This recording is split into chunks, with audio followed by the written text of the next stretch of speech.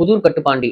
இவர் சிவகங்கை மாவட்டத்துல எலும்பு முறிவு சிகிச்சை பண்ணிட்டு இருந்திருக்காரு. இவர் நிறைய பேருக்கு தெரியும். யூடியூப்ல, இன்ஸ்டால எல்லாம் பெரிய ஃபேமஸ் தான் இவரு. இவரால் நிறைய பேர் குணமடைஞ்சிருக்காங்க. இப்ப அவரை 4 நாள் முன்னாடி சிவகங்கை போலீஸ் அரெஸ்ட் பண்ணிட்டாங்க. இவர் எதுக்காக அரெஸ்ட் பண்ணிருக்காங்கன்னு பாத்தீங்கன்னா, ஒரு சர்டிபிகேட் வச்சிருக்காரு. அந்த சர்டிபிகேட் வந்து ஒரு டாக்டரோட ரெஜிஸ்டர் நம்பர் எடுத்து ஃபேக்கா பண்ணப்பட்ட ஒரு சர்டிபிகேட். சட்ட ரீதியா அவங்க சில சொல்றாங்க, ஃபேக் சர்டிபிகேட் வச்சிருந்தா அது தப்பு தான். அதுக்கான நடவடிக்கை எடுக்கிறது எல்லாம் ஓகே தான். எனக்கு என்னன்னா, இப்ப வரைக்கும் எந்த ஒரு மக்களும் வந்து அவர் தப்பா சிகிச்சை பண்றாரு, பிளஸ் அவர் காசு நிறைய வாங்குறாரு, அவர் ஏமாத்துறாரு இப்ப வரைக்கும் யாராவது ஒருத்தர் கூட சொல்லல.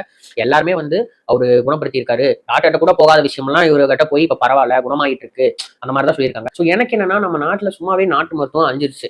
ஒரு காலத்துல நாட்டு மருத்துவம் தான் மருத்துவம் இருந்த விஷயம். இப்போ வந்து நாட்டு மருத்துவம்னா இப்போ எங்கேயோ ஒரு ஓரத்துல, கிராமத்துல எங்கேயோ ஒரு ஓரத்துல ஒட்டிட்டு இருக்கு. ஸோ இந்த மாதிரி 1-2 பேர் தான் கண்ணுக்கு தெரியுறாங்க, நாட்டு மருத்துவத்தால நல்லது பண்றவங்க.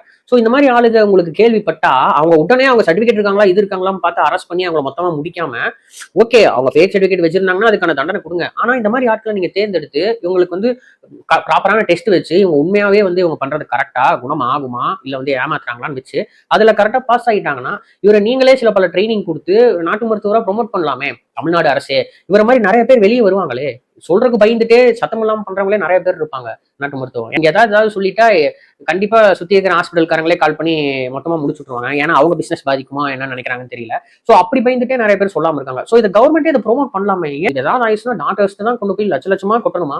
ஒரு நல்ல வகையில ஒரு கம்மியான விஷயம் செலவுல இல்ல வந்து ஒரு நாட்டு மருத்துவத்தால் நம்ம குணமே ஆகக்கூடாதா? நாட்டு மருத்துவம் எல்லாமே பொய்யா?